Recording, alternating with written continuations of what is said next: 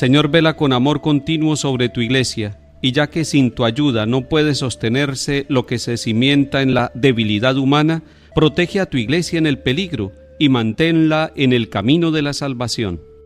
En el nombre del Padre, y del Hijo, y del Espíritu Santo. Amén.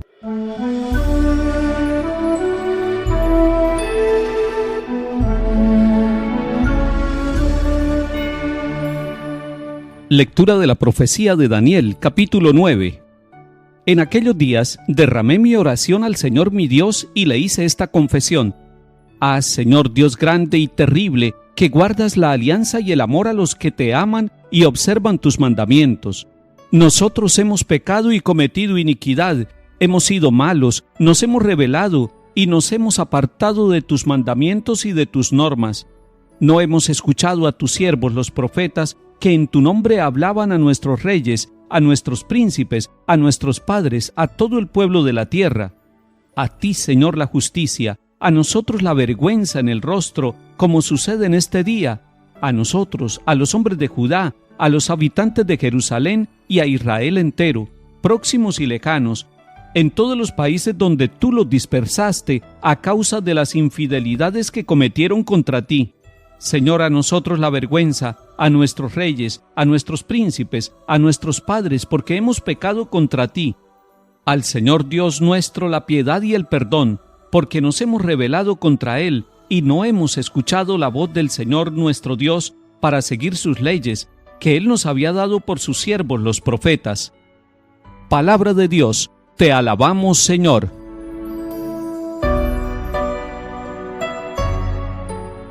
Hoy la liturgia de la Iglesia nos propone una lectura breve, una lectura corta, tomada del capítulo 9 del libro de Daniel. Pero nosotros sabemos que para poder entender un texto bíblico tenemos que mirarlo en su contexto de una manera mucho más amplia y tenemos que conectarlo con otros textos tanto del Antiguo como del Nuevo Testamento. Solo así podremos entender la palabra de Dios como es, una palabra viva y una palabra en conjunto. De lo contrario, caeríamos en el riesgo de leer solamente el renglón y de interpretar ese versículo únicamente, apartándonos del conjunto y del sentido que tienen las Escrituras, cuando se pueden leer en armonía el Antiguo y el Nuevo Testamento, cuando se puede leer el contexto, es decir, los acontecimientos de aquella época cuando se escribió este texto. En los capítulos 7 al 12 del libro de Daniel nos encontramos con 4 visiones, pero no son visiones de las nubes, no son visiones del más allá, son visiones de la historia del pueblo de Israel. El pueblo está sometido bajo el yugo de los persas.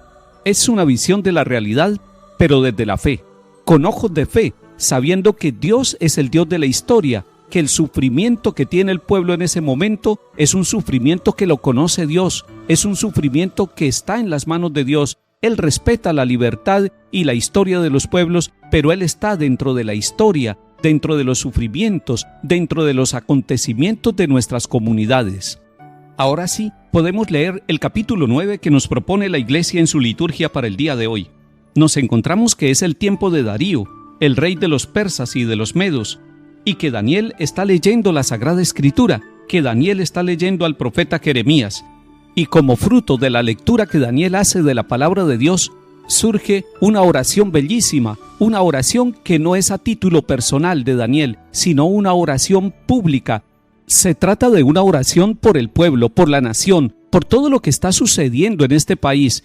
Y ahí tenemos ya una buena enseñanza para nosotros. Debemos orar por nuestras necesidades personales y familiares, pero es necesario que oremos por nuestros gobernantes, que oremos por nuestro país, que oremos por nuestros países vecinos, que seamos capaces de tener una oración católica, es decir, una oración universal, una oración donde cabe la historia de la humanidad, porque en el corazón de Dios cabe la historia de toda la humanidad y de todos los pueblos de la tierra.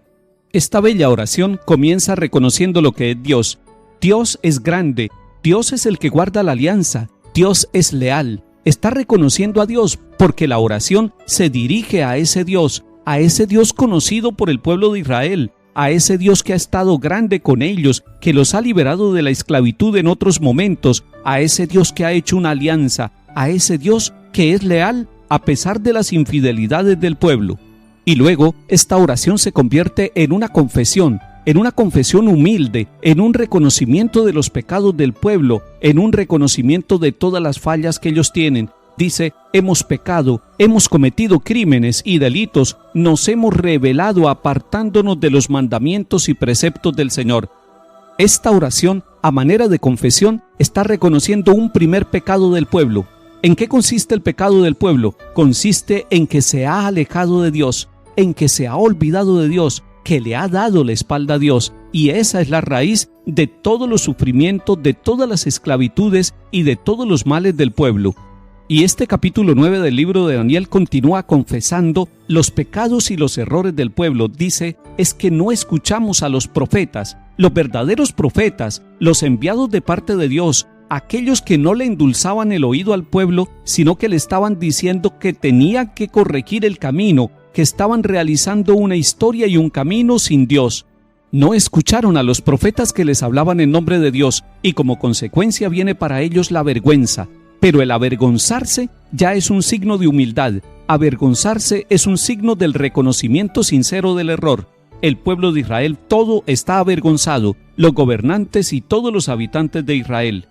En medio de la vergüenza que sufre el pueblo de Israel por todos los pecados cometidos, se acuerdan en esta oración que está haciendo Daniel que Dios es compasivo, que Él es misericordioso. Queda como tarea para el pueblo retornar a Dios, volver al Señor, hacer silencio para escuchar la voz de Dios y volver a cumplir los preceptos de la alianza, es decir, volver a ser fieles en la presencia del Señor.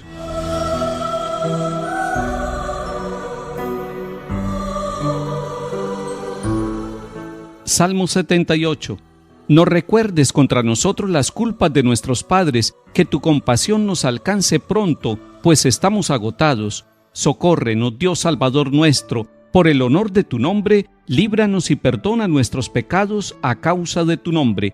Llegue a tu presencia el gemido del cautivo, con tu brazo poderoso salva a los condenados a muerte. Nosotros, pueblo tuyo, ovejas de tu rebaño, te daremos gracias siempre. Cantaremos tus alabanzas de generación en generación.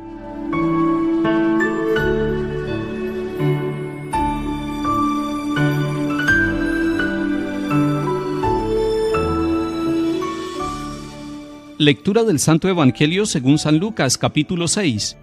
En aquel tiempo dijo Jesús a sus discípulos: sean misericordiosos como su Padre es misericordioso.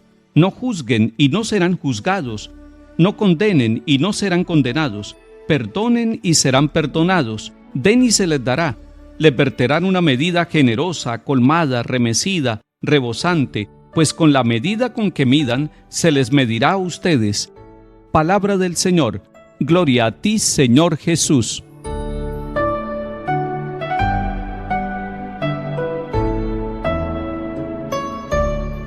Nos hace bien a todos escuchar las palabras del Señor Jesús. Son palabras directas, son palabras renovadoras, son palabras que tienen fuerza y que nos cambian la lógica, la forma de pensar humana.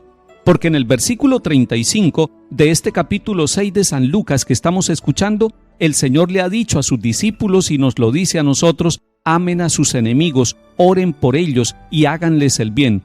Ese es el versículo anterior a lo que hemos leído hoy. Y hoy la meta nos la pone bien alta, nos está diciendo: sean misericordiosos como su Padre es misericordioso.